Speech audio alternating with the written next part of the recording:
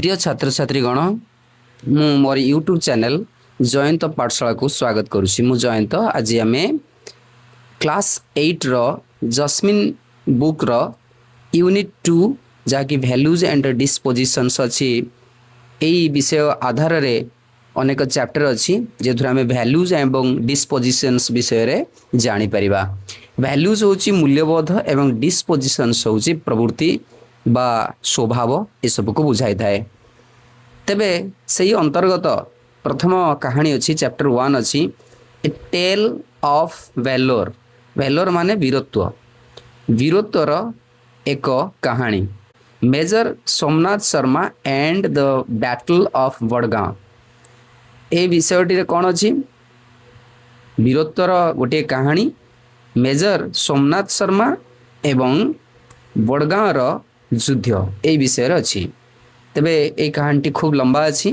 जो माने मोर चैनल को सब्सक्राइब कर देथिबे मु कहानी को छोट करि पारे चेष्टा करी पूरा करिया पई। जदि सब्सक्राइब कर देथियो ताले नुआ अपडेट्स तुमको मिली परिबो सहज रे। तेणु पिला माने सब्सक्राइब निश्चिंत कर देथिबो। एई विषयटी को जीवा पूर्वरु पढ़िबा पूर्वरु आम किसी एक्टिविटीज करिया पई देइछि। देखो पिला लिखा अछि लेट अस डू आशा में करिबा दिस एक्टिविटीज यही कार्यगुड़ी को बिफोर वी रीड आमे पढ़िबा पूर्वरु। प्रथम कथा देखिबा वर्क इन पेयर्स जोड़ी हो जाओ देखि काम कर। Share your thoughts with your classmates and teachers. Teachers एठी योर ये गलती अच्छी पिला माने तुमर श्रेणी साथी पढ़ुवा साथी एवं शिक्षक सहित विचार को शेयर कर। जहाँ किसी तुम कल दुई दुई जणिया होई गोटे ग्रुप बनाओ देगी तल देथिया एक्टिविटीज करिवो। प्रथम activity what images come to you when you think of our Republic day of January 26 parade in new Delhi.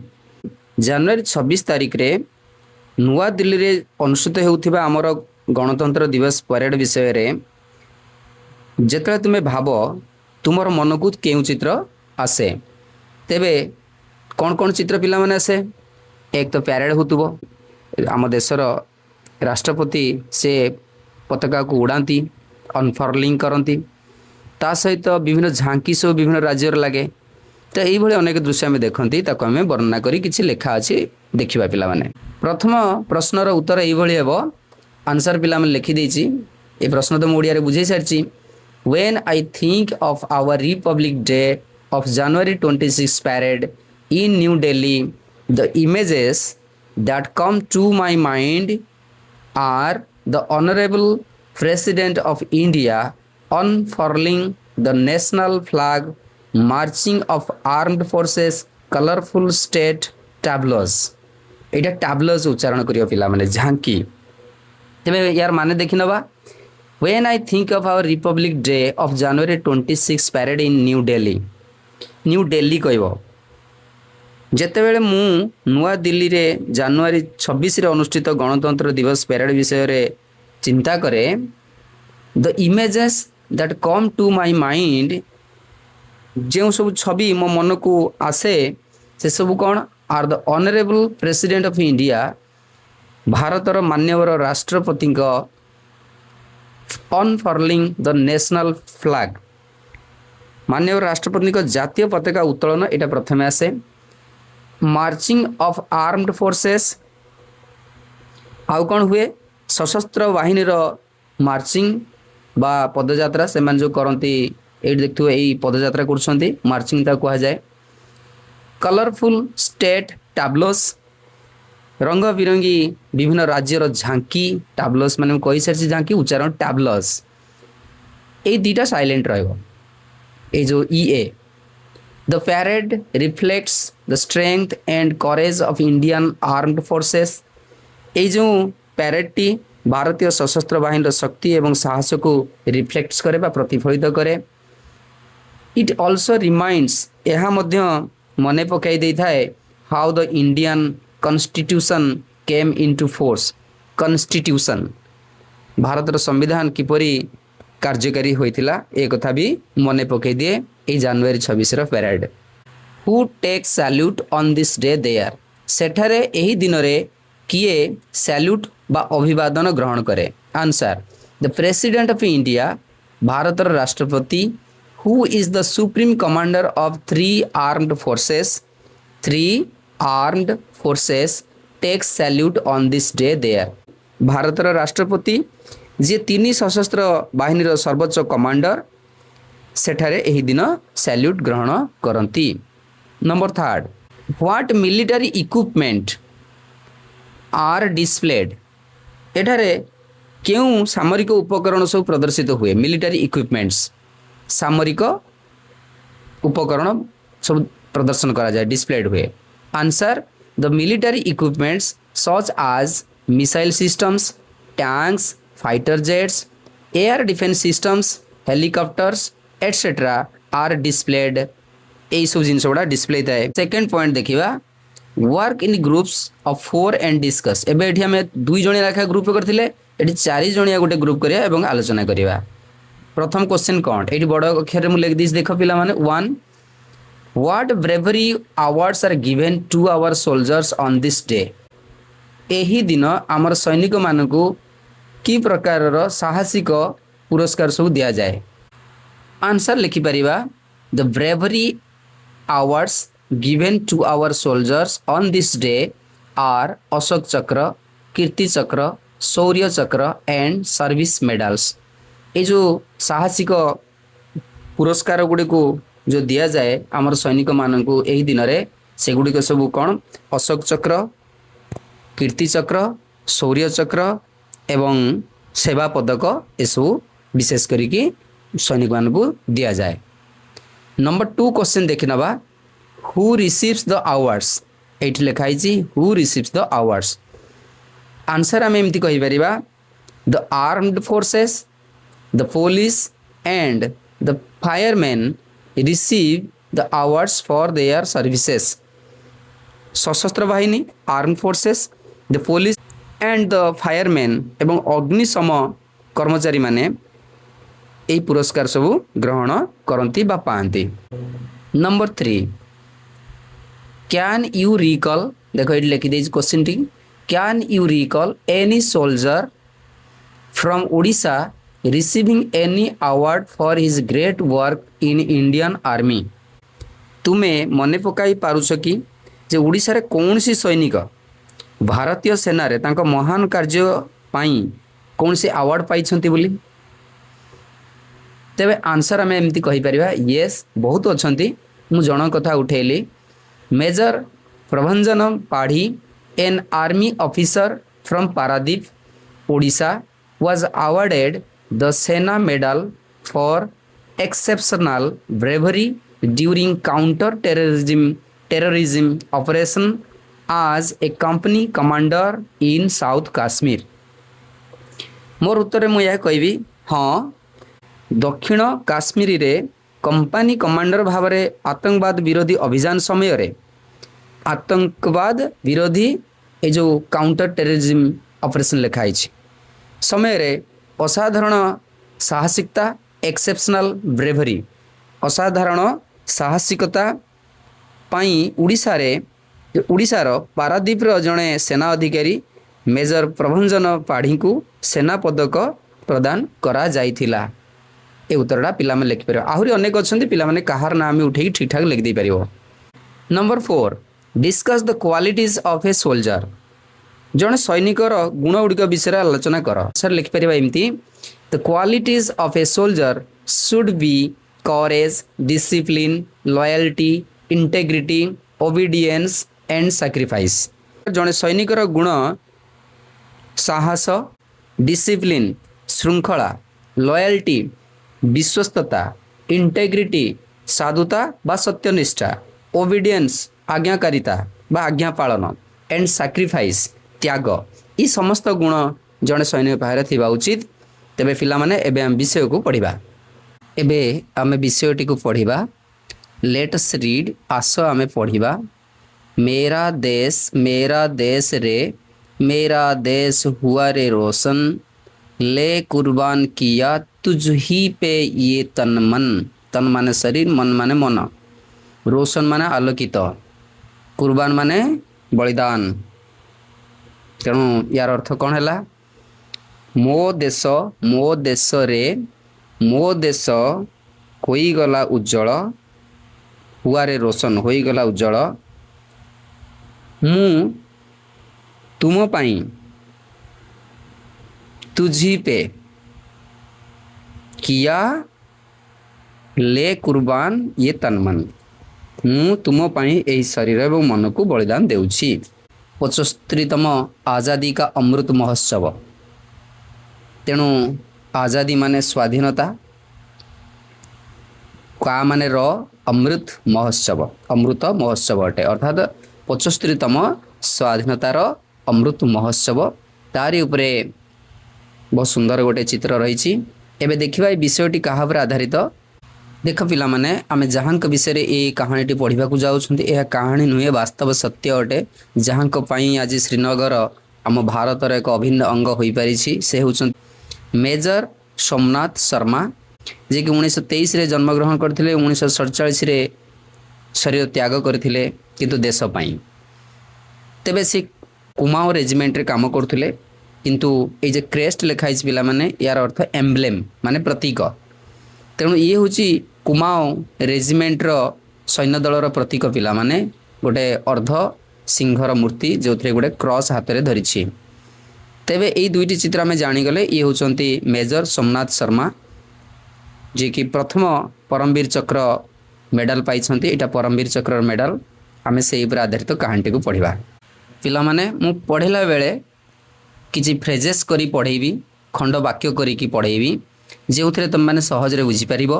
ତା ସହିତ ପାଖରେ ଲେଖା ହେଇଥିବା ଶବ୍ଦ ଗୁଡ଼ାକ ବି କହିଦେବି। ଯାହା ସବୁ ଶବ୍ଦ କହିବି ପୁରା ତାକୁ ଧ୍ୟାନ ଦେବ ଏବଂ ଯେଉଁ ଶବ୍ଦ ବିଷୟରେ ମୁଁ କହିବି ତାହା ପାଟିରେ ବି କହିଦେବି। ଦେଖ, ଏବେ ଆରମ୍ଭ କରିବା ବିଷୟଟିକୁ। This is a tribute to the valiant Major Somnath Sharma, India's first recipient of the Paramveer Chakra, whose name is etched in the annals of history. This is a tribute. ଏହା ଏକ ଶ୍ରଦ୍ଧାଞ୍ଜଳି ଅଟେ। ଟ୍ରିବ୍ୟୁଟ୍ ମାନେ ଶ୍ରଦ୍ଧାଞ୍ଜଳି। To the valiant Major Somnath Sharma. To the valiant ମାନେ ବୀରଙ୍କୁ ବା ସାହସୀକୁ, ଏମିତି ଆମେ କହିପାରିବା। ନିର୍ଭୀକ ସାହସୀ ହେଉଛି ଭ୍ୟାଲିଆଣ୍ଟ। ମେଜର ସୋମନାଥ ଶର୍ମା, ବୀରପୁତ୍ର ଭାରତର, ଯାହାଙ୍କ କାହାଣୀ ଆମେ ଏବେ ପଢ଼ିବା। ଇଣ୍ଡିଆସ୍ ଫାଷ୍ଟ ରେସିପିଏଣ୍ଟ, ଭାରତର ପ୍ରଥମ ପ୍ରାପ୍ତକର୍ତ୍ତା ବା ପାଇଥିବା ବ୍ୟକ୍ତି। ଅଫ୍ ଦ ପରମବୀର ଚକ୍ର, ପରମବୀର ଚକ୍ରର ପ୍ରଥମ ଭାରତୀୟ ପ୍ରାପ୍ତକର୍ତ୍ତା। ହୁଜ୍ ନେମ୍, ଯାହାଙ୍କର ନାମ ଇଜ୍ ଏଜ୍ଡ, ଲିପିବଦ୍ଧ ହୋଇଛି। In the annals of history, ଇତିହାସର ପୃଷ୍ଠାରେ। ପୁରା ଓଡ଼ିଆଟି କହିଦେବା। ଭାରତର ପ୍ରଥମ ପରମବୀର ଚକ୍ର ଉପାଧି ପ୍ରାପ୍ତ ବୀର ମେଜର ସୋମନାଥ ଶର୍ମାଙ୍କ ପ୍ରତି ଏହା ଏକ ଶ୍ରଦ୍ଧାଞ୍ଜଳି, ଯାହାଙ୍କର ନାମ ଇତିହାସ ପୃଷ୍ଠାରେ ଲିପିବଦ୍ଧ ହୋଇ ରହିଛି। ହିଜ୍ ବ୍ରେଭରି ଆଣ୍ଡ ସାକ୍ରିଫାଇସ୍, ତାଙ୍କର ବୀରତ୍ୱ ଏବଂ ବଳିଦାନ। ଷ୍ଟାଣ୍ଡ, ଠିଆ ହୋଇଛି। ଆଜ୍ ମାନେ ରୂପରେ ବା ପରି। ଗୋଟିଏ, ଏ beacon of inspiration. Beacon of inspiration ଅର୍ଥ ପ୍ରେରଣାର ଆଲୋକବର୍ତ୍ତିକା। ବିକନ୍ ମାନେ ଆଲୋକବର୍ତ୍ତିବା, ଆଲୋକବର୍ତ୍ତିକା ତାକୁ କୁହାଯାଏ। ଏ ସୋର୍ସ ଅଫ୍ ଇନ୍ସପିରେସନ୍, ଗୋଟେ ପ୍ରେରଣାର ଉତ୍ସ। ଫର୍ ଜେନେରେସନ୍ସ, ପୁରୁଷ ଧରି। ତେଣୁ ତାଙ୍କର ସାହସିକତା ଓ ବଳିଦାନ ପୁରୁଷ ଧରି ପ୍ରେରଣା ଦେବାକୁ ଏକ ଆଲୋକବର୍ତ୍ତିକା ରୂପେ ଠିଆ ହୋଇଛି। At every intersection of patriotism, whether through the National War Memorial, soul stirring patriotic songs, books and stories recounting acts of valor, or the celebrations of Azadi Ka Amrit Mahotsav, his memory is honored. ତେବେ ଦେଖ ପିଲାମାନେ, at every intersection of patriotism, at every intersection ମାନେ ତ ଛକ, କିନ୍ତୁ at every intersection ଅର୍ଥ ପ୍ରତିଟି ସ୍ଥଳେ ବା ପ୍ରତ୍ୟେକ ସ୍ଥଳେ, ପ୍ରତ୍ୟେକ ଜାଗାରେ, of patriotism, ଦେଶ ପ୍ରେମର ବା ଦେଶଭକ୍ତିର, ଆମେ ତାକୁ ପାଟ୍ରିଅଟିଜିମ୍ କହିପାରିବା। ତେଣୁ ଦେଶ ପ୍ରେମର ପ୍ରତ୍ୟେକ ସ୍ଥଳେ at every intersection of patriotism, whether through the national war memorial ର ଅର୍ଥ ଜାତୀୟ ସମର ସ୍ମାରକୀ, soul stirring patriotic songs, ଅନ୍ତରାତ୍ମାକୁ ଆନ୍ଦୋଳିତ କଲା ଭଳି patriotic songs ବା ଦେଶାତ୍ମବୋଧକ ଗୀତ, patriotic songs ମାନେ ଦେଶାତ୍ମବୋଧକ ଗୀତ, soul ମାନେ ଆତ୍ମା ବା ମନ, ଆଲୋଡ଼ିତ କରୁଥିବା ହେଲା steering କହିବନି ପିଲାମାନେ steering ଉଚ୍ଚାରଣ ହେବ। ବୁକ୍ସ ଗ୍ରନ୍ଥ ସବୁ and stories recounting ବର୍ଣ୍ଣନା କରୁଥିବା କାହାଣୀ ଗୁଡ଼ିକ, recounting ମାନେ ବର୍ଣ୍ଣନା କରୁଥିବା, acts of valor ବୀରତ୍ୱର କାର୍ଯ୍ୟକୁ ବର୍ଣ୍ଣନା କରୁଥିବା କାହାଣୀ, or the celebrations of ଆଜାଦୀ का ଅମୃତ ମହୋତ୍ସବ କିମ୍ବା ଆଜାଦୀର ଅମୃତ ମହୋତ୍ସବର ପାଳନାକୁ ଏ ଯେକୌଣସି ଜାଗାରେ ବି ହେଉନା କାହିଁକି ଏହି ସବୁ କ୍ଷେତ୍ରକୁ କୁହାଯାଇଛି at every intersection of patriotism। ଏକ ତ ଦେଖ ପିଲାମାନେ ଏଇ ଯେଉଁ ଜାଗାରେ ଏଭ୍ରି ସେ ଲଗେଇଛି କେଉଁଥିପାଇଁ, national war memorial, soul stirring patriotic songs ହେଉ, ବୁକ୍ସ ହେଉ, stories recounting acts of valor ହେଉ, or the celebrations of ଆଜାଦୀ का ଅମୃତ ମହୋତ୍ସବ ହେଉ, ପ୍ରତ୍ୟେକ ସ୍ଥଳେ ଯେଉଁ ପ୍ୟାଟ୍ରିଅଟିଜିମର ଦେଶାତ୍ମକ ବୋଧର ପ୍ରତ୍ୟେକ ସ୍ଥଳେ his memory is honored ତାଙ୍କର ସ୍ମୃତି ସମ୍ମାନିତ ହୋଇଛି। ଏସବୁ କଥା ବାକ୍ୟଟି କହୁଛି।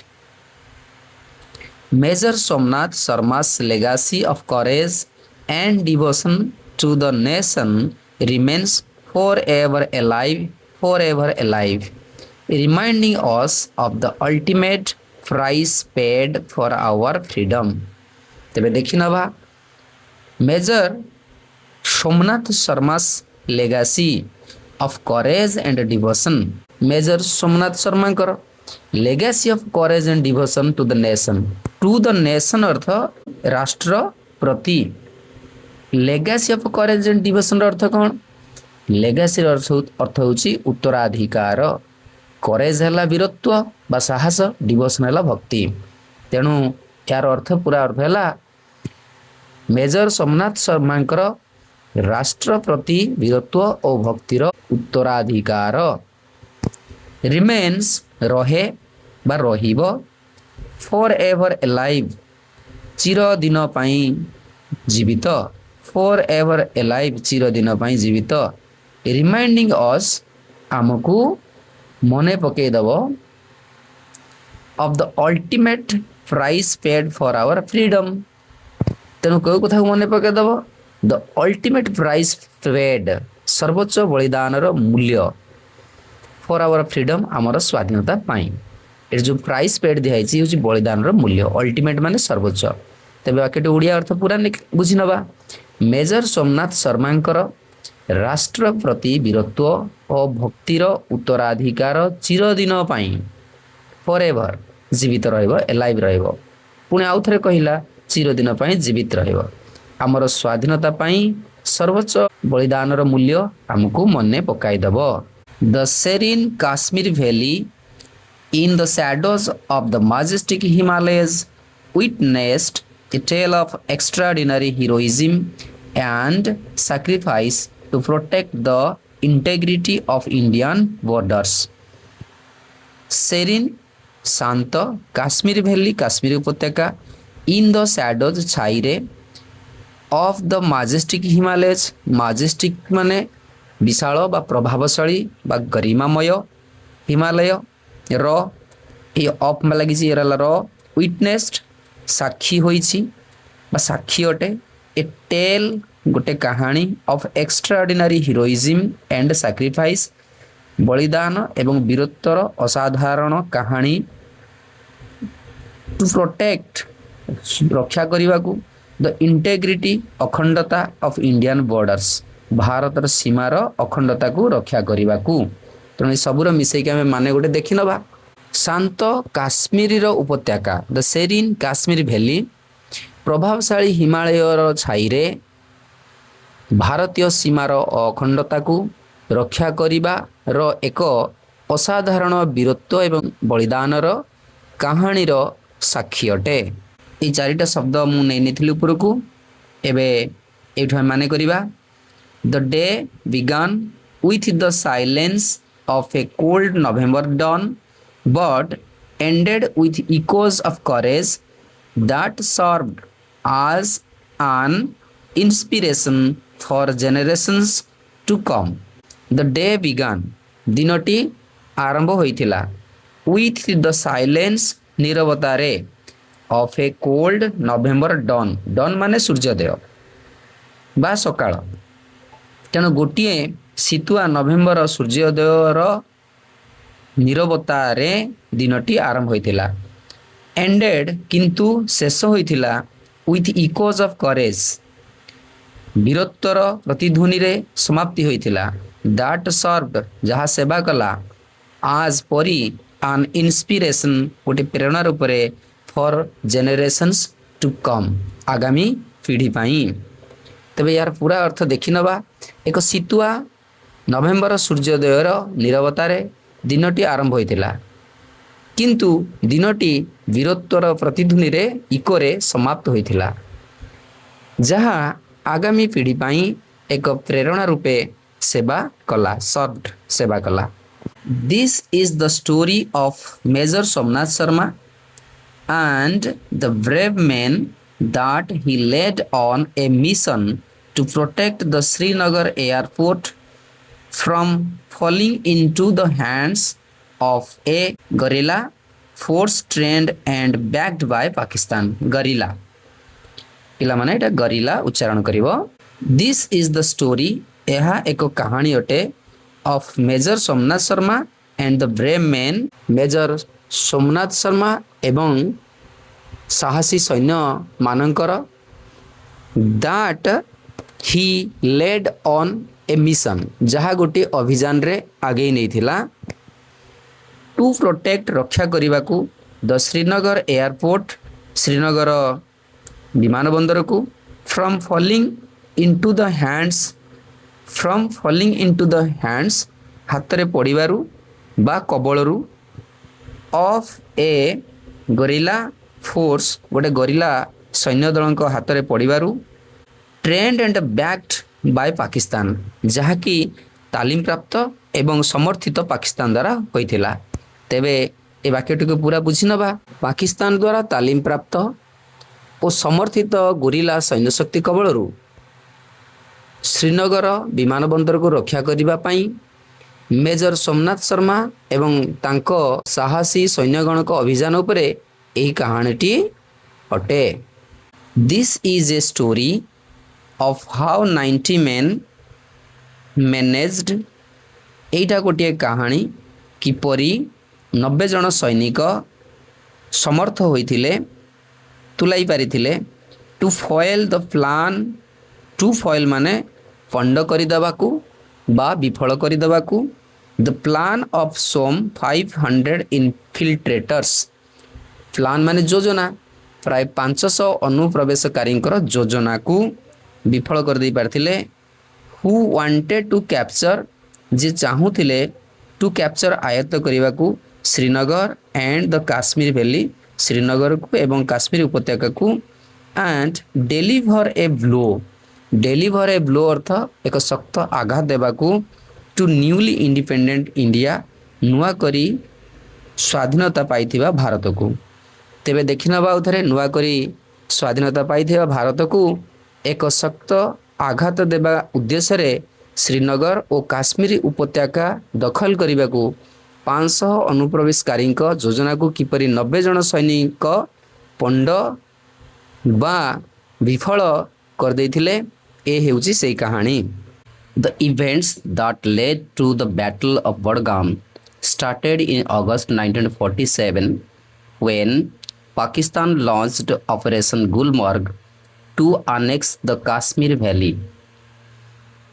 The events घटना समूह, the events अर्थ है घटना समूह that led to the battle of Budgam, जहाँ बड़गाम युद्ध पाई कारण है, started आरंभ है in August 1947 1947 मसीहा अगस्ट मासरे, when जेतेबेले Pakistan launched operation Gulmarg, operation Gulmarg को आरंभ कला। लॉन्च्ड माने आरंभ कला टू अनेक्स जोड़ाकू किंबा अख्तियार करने को द काश्मीर वैली काश्मीरी उपत्यका।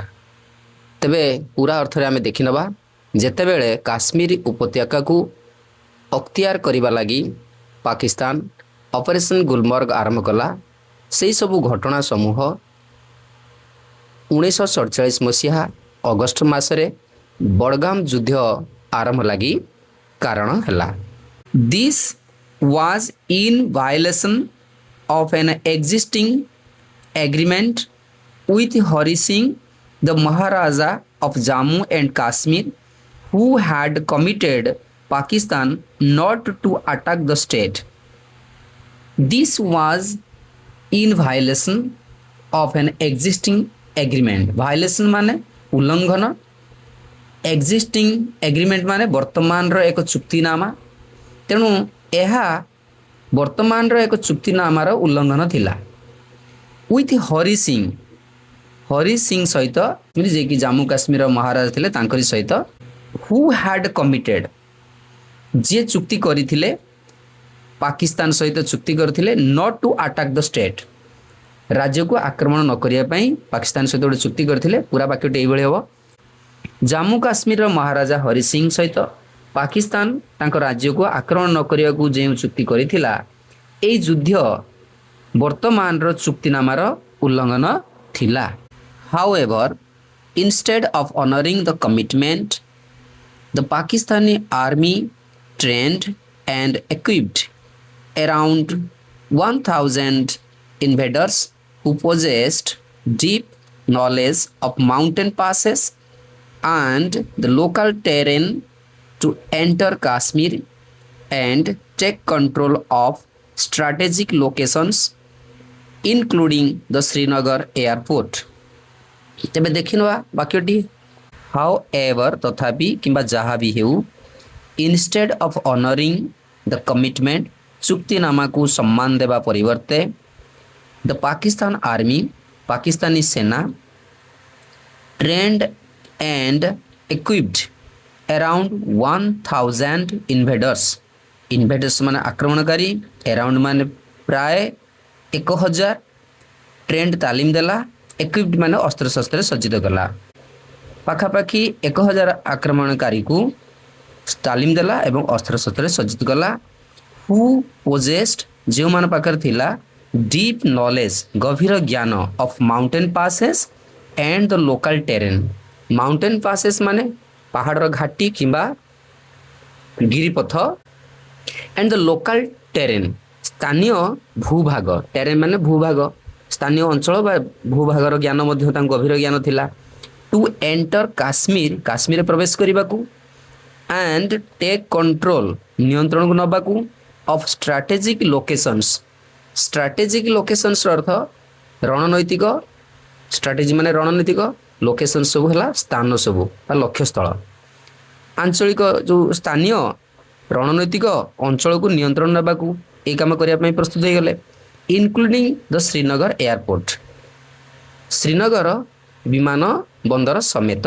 तथापि चुक्तिनामा को सम्मान देवा परिवर्ते पाकिस्तानी सेना गिरिपथ एवं स्थानीय भूभाग विषय रे बा भूखंड विषय रे गभीर ज्ञान थिबा प्राय 1000 आक्रमणकारी को इन्वेडर्स को काश्मीर रे प्रवेश कराइबा और श्रीनगर विमान बंदर समेत रणनैतिक स्थान गुड़िकर नियंत्रण ग्रहण करिया पई तालीम और अस्त्र शस्त्र रे सज्जित करिथिला।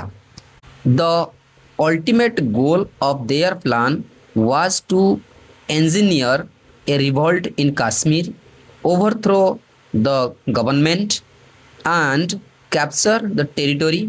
The ultimate goal of their plan, ultimate माने सर्वोच्च, गोल माने लक्ष्य, their plan माने सेमानकर योजना, to engineer अर्थ है सृष्टि करने ए रिभोल्ट गोटे विद्रोह इन काश्मीर काश्मीरी रे ओवरथ्रो द गवर्नमेंट अर्थात सरकार को गादीच्युत करवा कैप्चर द टेरिटोरी अंचल को दखल करवा। तेणु यार पूरा माने एभली हम काश्मीर रे विद्रोह सृष्टि करी सरकार को गादीच्युत करी सही अंचल को दखल करवा सेमानक योजनार सर्वोच्च लक्ष्य थिला बा मुख्य लक्ष्य थिला। If they had succeeded, it would have allowed them to control strategic mountain passes, peaks, and rivers. If they had succeeded, जदि सेमाने सफल होइथांते, it would have allowed them, यह सेमानकु अनुमति देइथांता बा समर्थ कराइथांता टू कंट्रोल नियंत्रण करने स्ट्राटेजिक माउंटेन पासेस रणनैतिक गिरिपथ peaks श्रृंगगुड़िक रिवर्स नदीगुड़िक ये सब जगह को सेमाने नियंत्रण कर पारथांते। तेणु पूरा ओडिया अर्थ जदि सेमाने सफल होइथांते तेबे सेमाने रणनैतिक गिरिपथ श्रृंगगुड़िक एवं नदीगुड़िक नियंत्रण करने को समर्थ होइथांते। On 22 October, Operation Gulmarg was launched and these infiltrators invaded Kashmir, which led to the princely state becoming a part of India on 26 October 1947.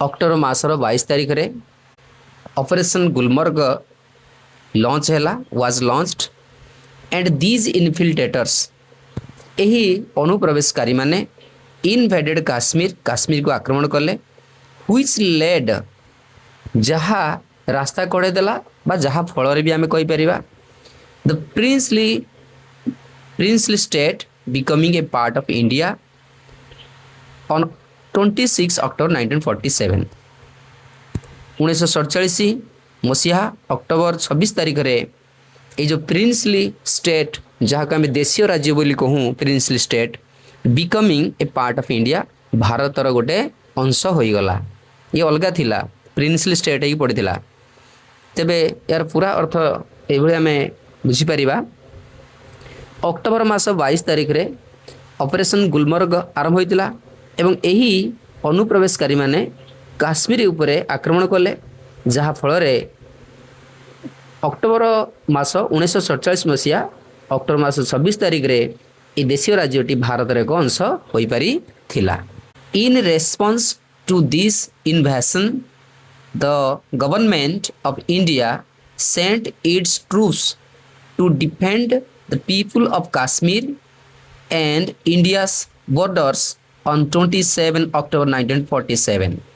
In response to this invasion in response माने उत्तर रे बा जवाब रे to this इन्वेशन माने यही आक्रमण the government of India Bharat सरकार सेंट इट्स ट्रूप्स यार सैन्य दल पठाइले टू डिफेंड रक्षा करने को द पीपल ऑफ काश्मीर लोक मानू एंड इंडिया's बॉर्डर काश्मीर लोक सहित भारतर सीमा इंडिया's बॉर्डर में भारतर सीमा ऑन 27 अक्टोबर 1947 1947 मसीहा अक्टोबर 27 तारीख रे।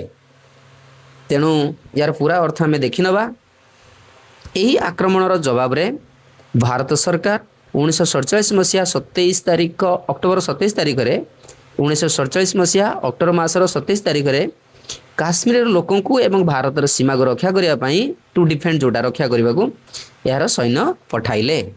ए कंटिनजेंट ऑफ ट्रूप्स है सैन्य दल किंतु कंटिनजेंट अर्थ होची प्रतिनिधि मंडल किंतु ए कंटिनजेंट ऑफ ट्रूप्स कहले गोटे सैन्य दलर एक छोट अंश को आम कहवा posted to Jammu and Kashmir Jammu एवं काश्मीर रे मुतयन हेबाकु थिबा वाज एयर लिफ्टेड विमान जोगे स्थानांतर करागले इनटू श्रीनगर को बिकॉज कारण द लैंड रूट स्थल पथर रास्ताटी थ्रो पठानकोट मध्य they was not in good condition भल अवस्था रे नथिला।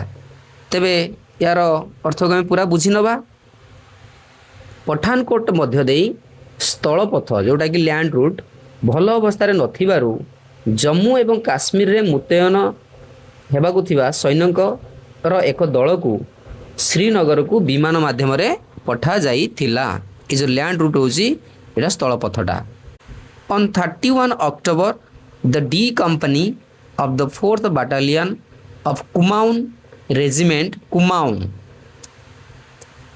under the command of Major Somnath Sharma was also flown into Srinagar. October मास 31 तारिख दिन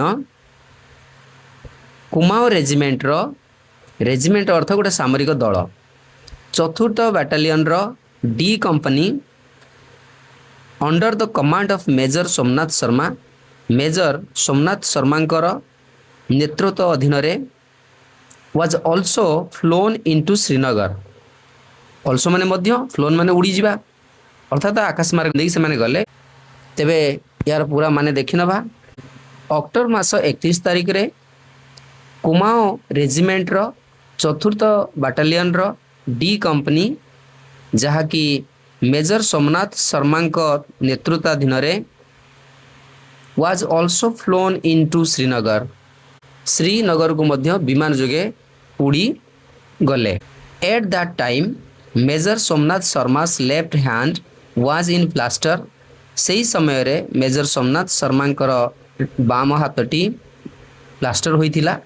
but he insisted on being with his company while in कम्बाट।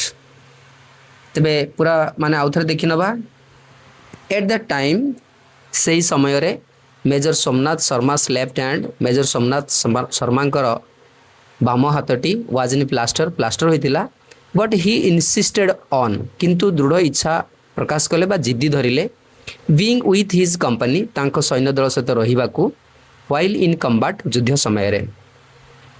तेबे ओडिया रे पूरा मानेटा करनबा सही समय रे मेजर सोमनाथ शर्मा बाम हाथटी प्लास्टर होइतिला किंतु से तांकर युद्धरत सैन्य दल सहित रहिबा पई जिद्दी धरिले बा दृढ़ इच्छा प्रकाश कले।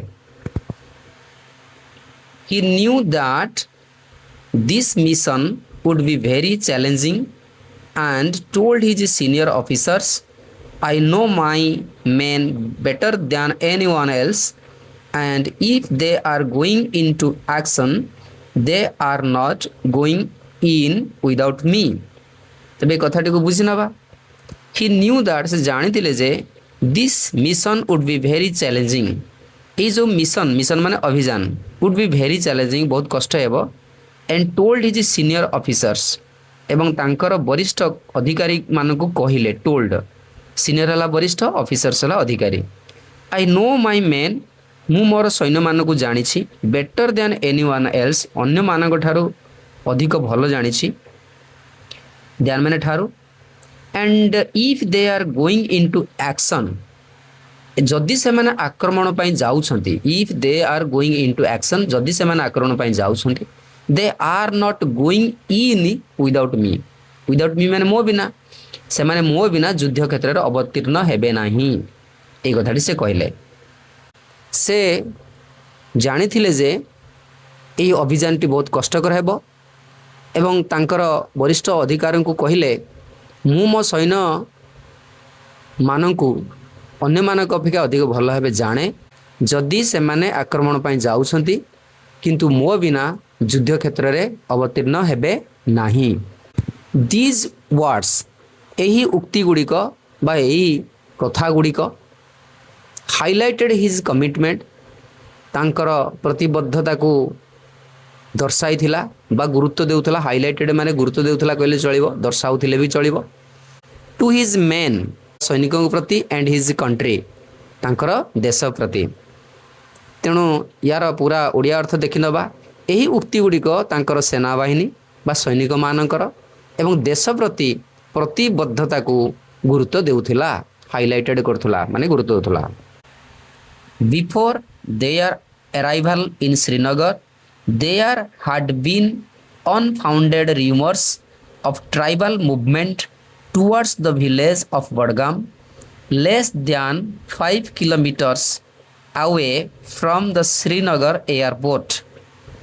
तबे यार माने हमें देखि नबा बिफोर माने पूर्वरु देयर अराइवल से मानकर पहुंचबा पूर्वरु इन श्रीनगर रे there had been unfounded rumours सेठारे अनफाउंडेड माने आधारहीन रूमर्स माने गुजब सेठारे आधारहीन गुजब थिला ऑफ द ट्राइबल मूवमेंट आदिवासी मानकर गतिविधि towards the village of Badgam Badgam गाँ आड़कू लेस दैन 5 किलोमीटर्स 5 किलोमीटर कम away from the Srinagar airport Srinagar विमान बंदर ठारू। तेणु ए वाक्यर पूरा अर्थ आमे देखि नबा। श्रीनगर रे सेमानकर पहुँचवा पूर्व before their arrival in Srinagar Srinagar विमान बंदर 5 किलोमीटर कम दूर रे थिबा बड़गाम ग्राम आड़कू आदिवासी गतिविधि विषय रे भित्तिहीन गुजब थिला। अर्थात आदिवासी मैंने आक्रमण करिलेनी बोली एमती गोटे गुजब सेतेबेले थिला। The village was on a higher altitude than the airfield and access was through the village. The village गाँटी वाज थिला ऑन ए हायर अल्टीट्यूड गोटे उच्चतर स्थान रे दैन द एयरफील्ड विमान बंदर ठारू बा विमान पड़िया ठारू एंड एक्सेस प्रवेश पथ एक्सेस माने प्रवेश पथ वाज थ्रू द विलेज गाँ मध्य दे प्रवेश पथटा थिला। तेणु यार माने देखि नबा ग्रामटी विमान बंदर ठारू अधिक उच्चतार थिला एवं ग्राम देई प्रवेश पथ थिला। Hence it was important for Indian forces to retain control of the area in order to protect troops and facilitate supplies arriving via air. Hence माने सुतरांग बा तेणु it was important यह गुरुत्वपूर्ण थिला for Indian forces भारतीय सैन्य दल पाई to retain control नियंत्रण रखिबाकू of the area अंचलर in order to protect रक्षा करिबा उद्देश्य रे troops सैन्य दल को and facilitate सुगम करिया पाई सप्लाईज जोगाण को एराइविंग आसुथिबा भाया एयर आकाश मार्ग दे पूरा पूरी वाक्यटा को देखि नबा। तेणु सैन्य दल को सुरक्षा देबा एवं आकाश पथ माध्यम ने भाया जोटा कह जाए जोगाण को सहज बा सुगम करने निमंते भारतीय सेना पाई एही अंचल उपरे नियंत्रण रखिबा बहुत गुरुत्वपूर्ण थिला। In reality the enemy had started arriving in Badgam in small groups to avoid detection. देखि नबा ए माने कौन इन रियलिटी वास्तव रे द एनिमी शत्रु माने बा शत्रु हेड स्टार्टेड अराइविंग पहुँचवा आरंभ करिथिला इन बड़गाम रे इन स्मॉल ग्रुप्स छोट छोट दल रे टू अवॉइड डिटेक्शन अवॉइड माने एड़ैबा पाई डिटेक्शन माने चिन्हट जी चिन्ह न पारे। तेणु पूरा वाक्यर अर्थ या वास्तव में शत्रु माने चिन्हट एड़ैबा पाई छोट छोट दल रे बड़गाम रे पहुँचवा आरंभ करिथिले। On 3 November 1947 several companies including Major Somnath Sharma's D Company were sent to patrol and assess emerging threats in and around the village. 1947 मसीहा नवेम्बर 3 तारिख रे सेवराल कंपनीज अर्थ किछि सैन्य दल इनक्लूडिंग अंतर्भुक्त करी बा समेत सोमनाथ शर्मास डी कंपनी सोमनाथ शर्मांकर डी कंपनी समेत ओआर सेंट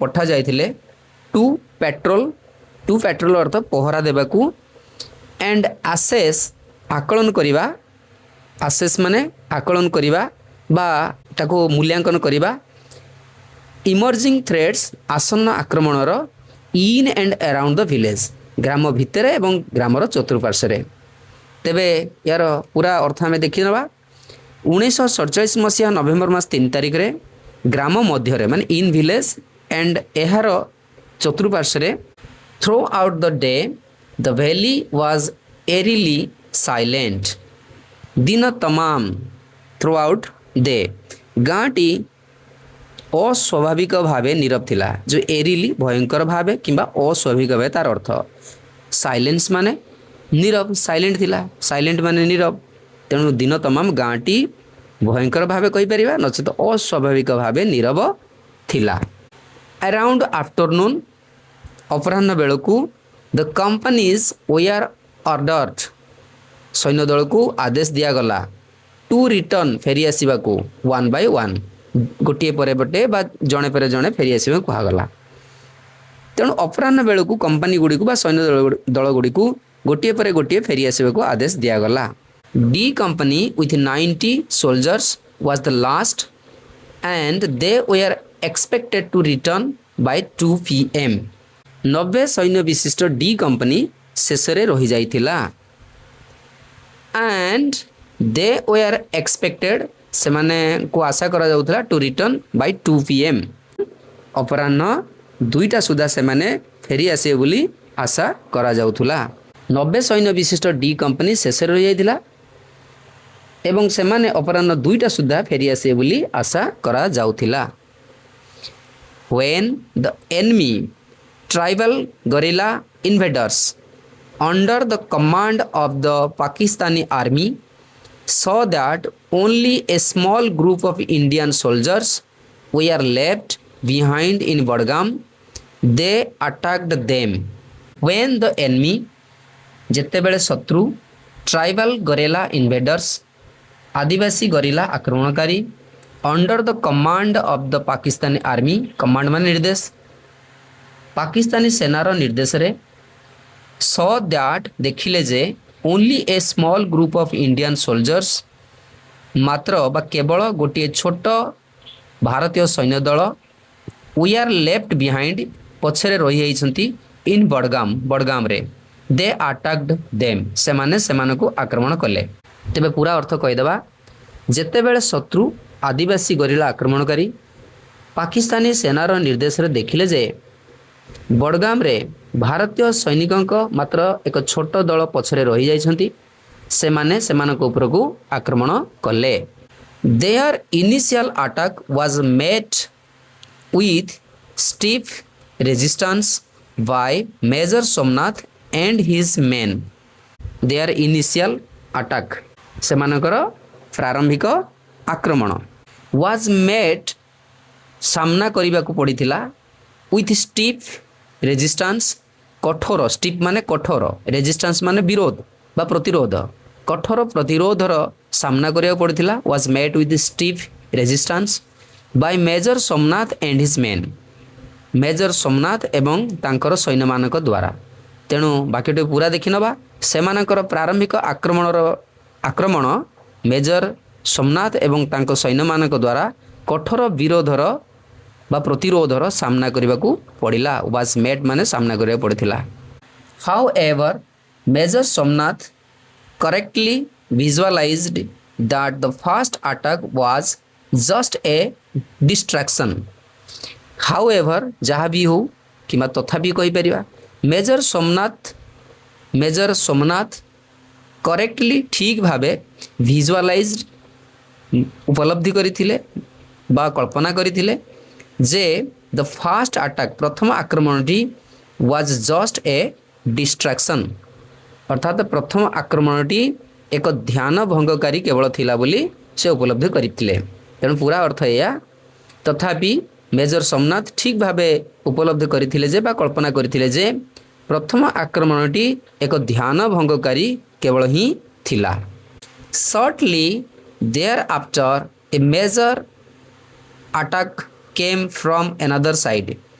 shortly माने अति शीघ्र thereafter माने तापरे a major attack एक बड़ आक्रमण came from another side आउ गोटे बा अन्य पटु गोटे आक्रमण पुणी हैला तापरे एक बड़ आक्रमण अन्य एक पटरु आसिला। by then major Somnath Sharma and his 90 soldiers were facing about 500 invaders। by then सेते बेलू बा सही समय बेलू major Somnath Sharma and his 90 soldiers major Somnath Sharma एवं तांकर 90 सैनिक were facing सामना करुथिले बा सम्मुखीन हेउथिले about 500 invaders प्राय 500 आक्रमणकारी। तेणु ए वाक्यटी आम एमती कहीपर सेतिकी बेलू बा सही समय बेलू मेजर सोमनाथ शर्मा एवं तांकर 90 जन सैनिक प्राय 500 आक्रमणकारी सम्मुखीन हेउथिले। पिला माने ए विषयटी जेहेतु बहुत बड़ लंबा विषय अच्छी से मुझे अनेक पार्ट्स रे अति कम दुईटी पार्ट्स रे मुझे भाग कर देछि। बाकी जो मैंने मोर चैनल को सब्सक्राइब कर देथिबो से मैंने सब पार्ट्स को सहज पाई परिबो, ता सहित प्रश्न उत्तर भी पाई परिबो पिला माने। तेणु सब्सक्राइब करिया को केबे भूलिबो नाही।